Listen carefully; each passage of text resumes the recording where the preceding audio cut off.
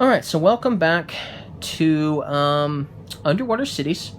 So we've already talked in a great detail about how the cards are going to function, when to play them, how to play them, how many you can have in your hand, how many you can have in play. We talked about all that in the last video. But we didn't really talk about these action spaces and what you can do at each of these action spaces. So we're going to try to see if we can zoom in on some of these further ones out and so you can get a better look at them. But let's start by talking about the ones that are close by. If you take this action here, meaning you put your action tile at this location, and that's one thing to note, if you're playing with other people especially, you can't go to an action spot that is already taken. So if there is an action tile here and you're a different color than this one, or even if you're the same color, you can't go here again. So this is going to be blocking other players, including yourself, for that round. You won't be able to go there this round, and then at the end of each round, everyone's going to collect their tiles, and it's going to free up a lot of spots. But as the game progresses, depending on how many players there is, there's definitely going to be less places to place action tiles. That's something that you're definitely going to want to take note of for sure. Now, at this location, this particular location here is going to allow you to build up to 2 desalination plants. You'll still have to pay the cost, obviously, but this is one of the places you're going to be able to build this structure, the desalination plant. Obviously, you can build them sometimes if you have a certain card, but maybe you won't always get the card to play. So this is a location you can go to, and you can build up to 2. So if you only want to build one, you can only build one. If you can only build one or only want to build one, you're allowed to do that. But you have to build at least one to take the action at this location, okay? This one here is basically just going to let you build either one of these or one of these. So you're going to build one of these 2 cities of your choice that you can afford to, and that by taking the action at this location, that's what you're going to be allowed to do. Okay, I already talked about this one, but if you take this action here, it's going to move your marker up 2 spaces on the Federation tract, and if you get a nice little benefit for making it to 3, 2, or 1, you're going to get that little bonus as well, whatever it may be. But that's what that's going to allow you to do. If you take this green action here, you're going to move up 2 spaces on the Federation tract. Okay, so this one is a little interesting. First of all, with this one, you're going to get to draw 2 cards, and then you can pay 1 science resource to upgrade one of your buildings, one of your structures. So that can be your tunnel, that can be one of your kelp farms, one of your desalination plants, or one of your laboratories. You can upgrade one of them for the cost of 1 science resource. If you decide you don't want to do that, maybe you're just going there for the cards, or maybe you just can't do that because you don't have a science resource to upgrade, you can instead go for 1 kelp. So you can get yourself a kelp resource and 2 cards, or you can upgrade a building by paying 1 science resource and draw 2 cards if you decide to take this action space here. Okay, so let's talk about this one here. This red one has this symbol here that, if you look at it closely, is going to be sort of like an S. And that will indicate these cards here. They have that S symbol. If you take that action, you're going to get to take one of these here. Okay, so you can take the top one that's visible if you want to. If you don't want this one, you can draw 3 and then look at them and decide which one of the 3 you want to take. But in order to take them, in order to claim these cards, you have to pay the corresponding amount of credits. So in order to take that one, I'd have to pay 2 credits. In order to take one of these 2, I'd have to pay 1 credit. You're only going to be able to take one of these cards, but for sure, maybe you don't have 2 credits, and so if this was the top card, maybe the next 3 cards won't be all 2s, maybe there'll be some 1s you can buy instead. So that's an option that you might have that you could do possibly, for instance. So that's an option of special cards. Now, the cool thing about these special cards is if you play one of these with the lightning bolt, you're going to get the instant bonus of what that may be if you decide to play this card here in particular, but it will not go back to the pile. the rest of these cards, the ones with the A's on them, the ones with the infinite symbol, the ones with these gears for the production phase, if you have to discard one of these cards, not the lightning bolts, they will go back to that pile there. So there may always be some cards available there anyway, because some will probably get taken back at some point anyways. But the lightning bolts will never get reused. So you'll never put these back to the same pile, these symbols here. And so therefore no one will ever get the same benefit from this once again. Any particular player, including yourself. So that's how that is going to work if you take that particular action here.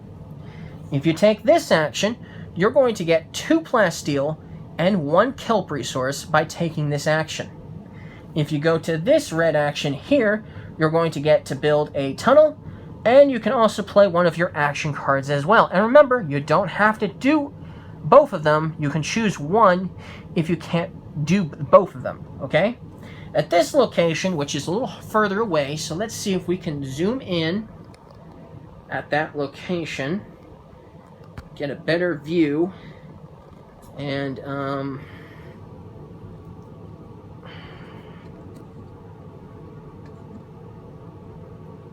let's see here if I can get a better view there. Okay, there we go. That's a little bit better. You'll notice it has 2 green and the 2 white ones. These 2 green ones here are the kelp farms. These 2 white ones here are the laboratories. So if you take this action, and you'll notice there's a slash between them. If you take that location action, you can either build 2 kelp farms or 2 laboratories. You're not allowed to do 1 of each. You can only do 2 of one or 2 of the other. And for instance, I suppose if you could only do 1 of the 2, then you can only do 1 of the 2. But you'd have to do something at that location if you take that action. This one here, that one will allow you to build a city, and then it'll give you the option to either build a kelp farm, a desalination plant, or a laboratory. So you can always do the city plus one of the other 3 structures. You can't do 2 structures at that location, but you have to do either a city or a structure at that location. So you don't have to do both if you don't want to, but you can always build a city plus 1 structure of your choice at that location.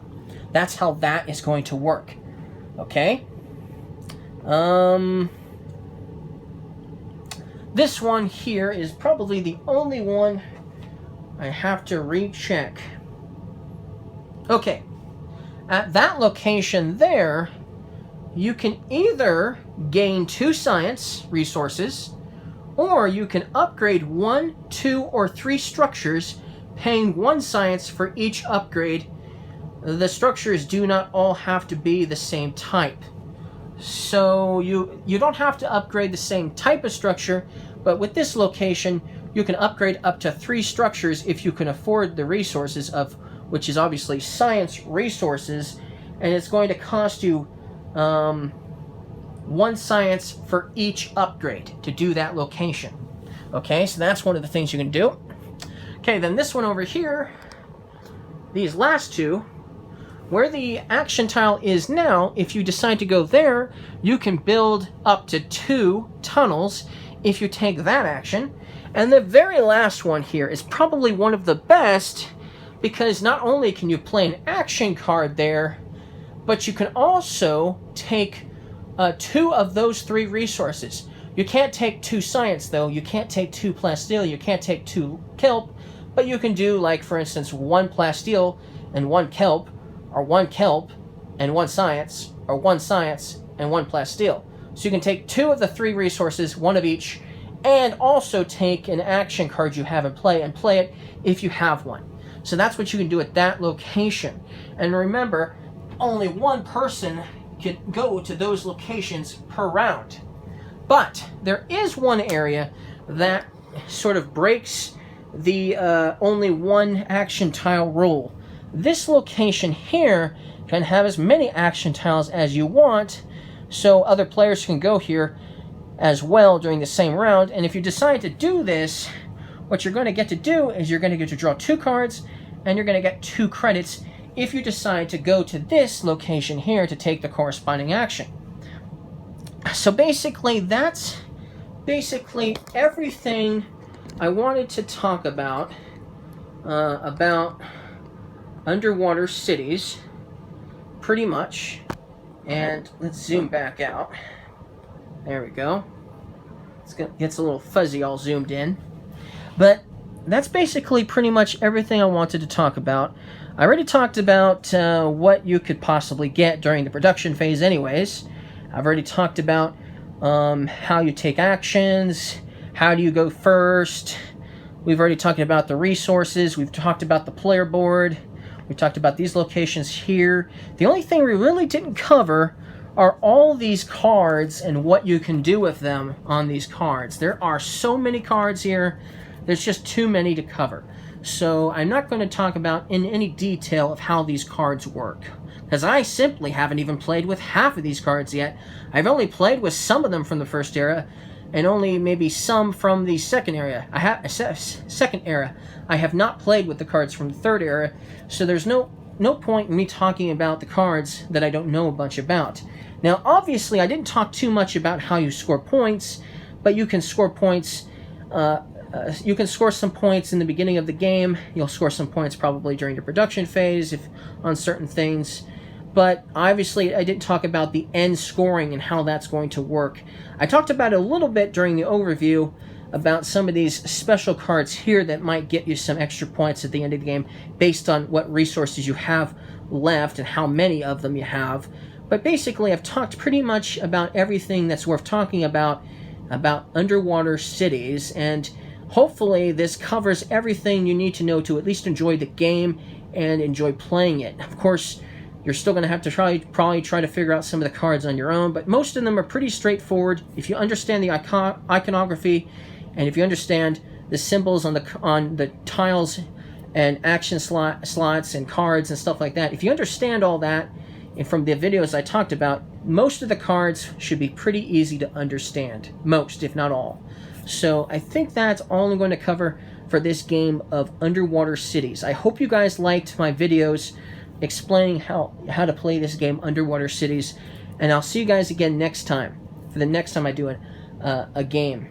See you guys next time. Thank you guys for watching. Bye.